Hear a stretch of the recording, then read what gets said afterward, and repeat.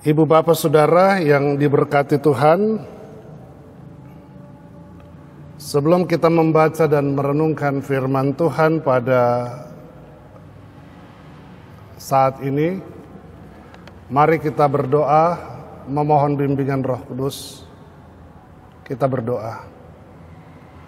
Allah Bapa yang rahmani, kami mengucap syukur kalau Tuhan menganugerahkan kami nafas kehidupan, sehingga di pagi hari ini kami boleh bersehati bersama anggota keluarga untuk dapat menghayati sapaan firman Tuhan pada hari Minggu saat ini. Kami akan membaca dan merenungkan firman-Mu. Tuhan, kami mohon ampuni segala salah dan dosa kami. Berkenanlah untuk menyapa kami dan kuasai hati dan pikiran kami dengan kuasa Roh Kudus-Mu, agar firman-Mu sungguh dapat menjadi pelita yang terus menuntun langkah hidup kami, sehingga kami dapat melakukan kehendak Tuhan sepanjang hidup yang masih Engkau beri kepada kami. Bersabdalah Bapa di sorga, kami telah bersedia untuk mendengar. Di dalam nama Tuhan Yesus, firman yang hidup itu, kami berdoa dan mengucap syukur kepada Allah Bapa di dalam kerajaan sorga. Amin. Jemaat yang diberkati Tuhan, saya undang kita semua untuk berdiri dan mari bersama mendengarkan sabda Tuhan. Hosiana.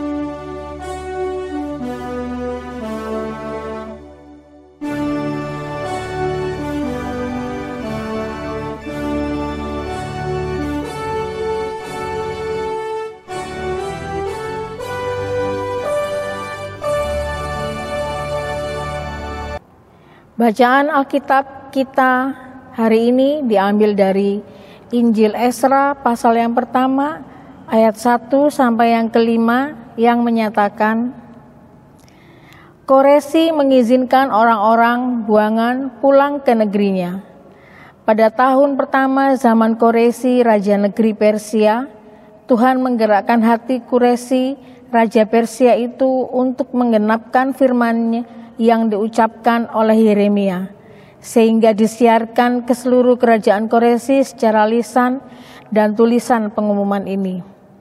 Beginilah perintah Koresi, Raja Persia.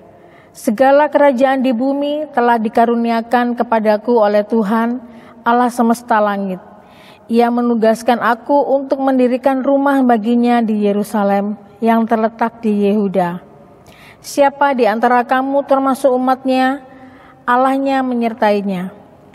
Biarlah ia berangkat pulang ke Yerusalem yang terletak di Yehuda dan mendirikan rumah Tuhan Allah Israel, yakni Allah yang diam di Yerusalem. Dan setiap orang yang tertinggal dimanapun ia ada sebagai pendatang harus disokong oleh penduduk setempat dengan perak dan emas, harta benda dan ternak, di samping persembahan sukarela bagi rumah Allah yang ada di Yerusalem. Maka berkemaslah kepala-kepala kaum keluarga orang Yehuda dan orang Benyamin, serta para imam dan orang-orang Lewi, yakni setiap orang yang hatinya digerakkan Allah untuk berangkat pulang dan mendirikan rumah Tuhan yang ada di Yerusalem. Demikian pembacaan Alkitab. Hendaklah firman Tuhan dengan segala kekayaannya diam di dalam hatimu, dan ucaplah syukur kepada Allah.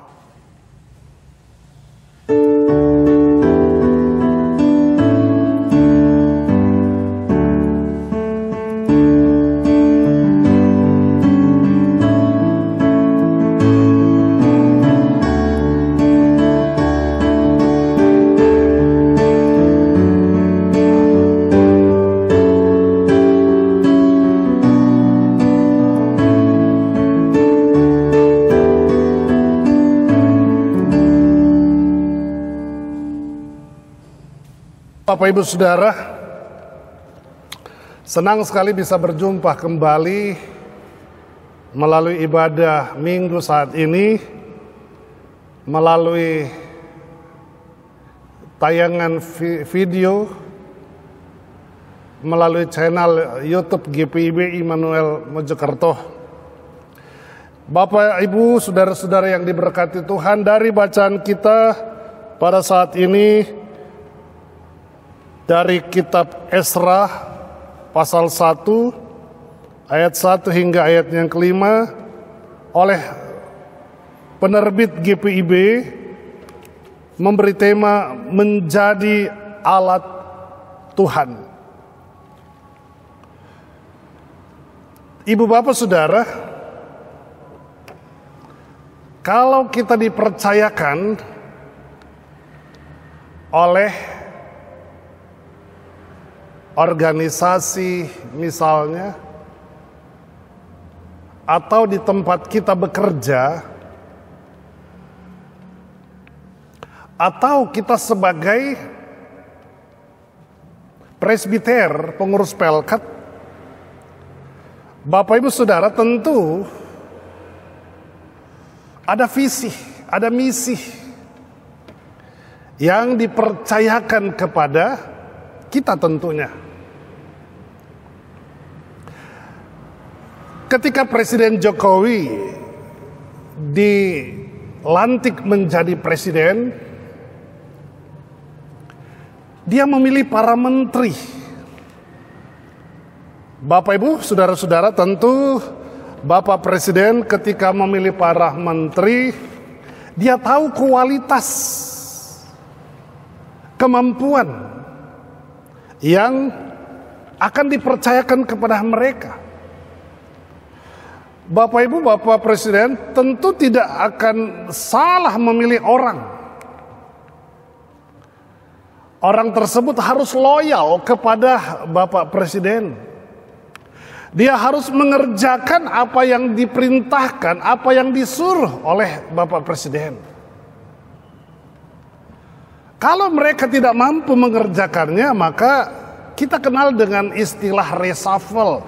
Pasti mereka akan diganti dan dicari orang untuk mengisi kekosongan kementerian. Dengan harapan bahwa yang dicari atau yang dipilih itu adalah orang yang mengerti apa yang menjadi harapan sang presiden. Ibu, bapak, saudara, pembacaan kita yang kemudian diberi tema menjadi alat Tuhan juga tidak terlepas dari cara Allah memilih seseorang untuk diutus dan menyampaikan apa yang Tuhan inginkan.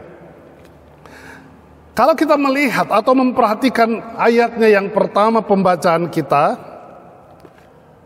di situ dikatakan firman Tuhan yang datang kepada Mika, orang Moreset, pada zaman Yotam, Ahaz dan Hizkia, raja-raja Yehuda, yakni berkenaan dengan yang dilihatnya tentang Samaria dan Yerusalem. Ibu, bapak, saudara, tentu Allah mengerti apa yang sedang dihadapi, dialami oleh bangsa Israel saat itu, di mana bangsa Israel tampaknya hidup dalam keberdosaan. Mereka sudah menyimpang jauh dari Tuhan. Karena itu Allah ingin memulihkan mereka dan memilih seseorang. Saudaraku, kondisi bangsa Indonesia yang sangat mengalami keterpurukan akibat COVID dan korupsi misalnya, atau dinamika sosial yang berkembang yang tidak menciptakan keutuhan bangsa, membuat tentu Jokowi harus kembali memilih orang-orang yang terbaik agar situasi kondisi bangsa sedikit demi sedikit dapat tercover. Antara lain COVID-19 yang akhirnya harus menyingkirkan menteri kesehatan dan memilih menteri yang lain. Tujuannya agar supaya apa yang diinginkan, kendali keadaan COVID itu bisa teratasi dengan diwujudkan vaksin. Kita tahu bersama bahwa vaksin sekarang sudah mulai dilakukan. Itu cara presiden untuk memilih menteri dalam rangka mensukseskan vaksin.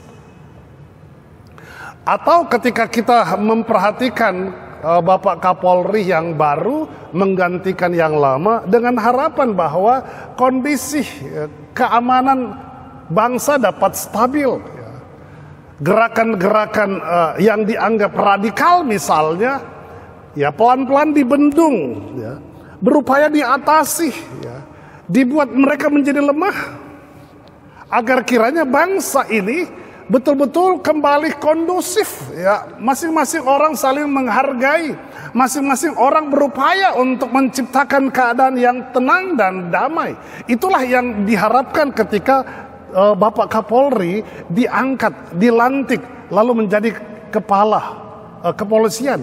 Bahkan juga diharapkan TNI juga ikut menopang, mendukung apa yang menjadi gagasan Bapak Presiden. Ibu bapak saudara, itu juga yang diinginkan Allah.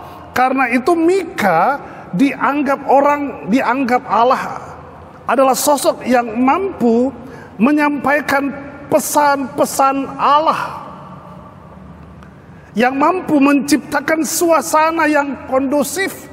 Bagaimana orang Israel yang dulunya tidak taat, tidak tertib hidupnya, melalui Mika, ya, Allah ingin supaya Mika berani menyampaikan isi hati Allah. Ibu bapak saudara,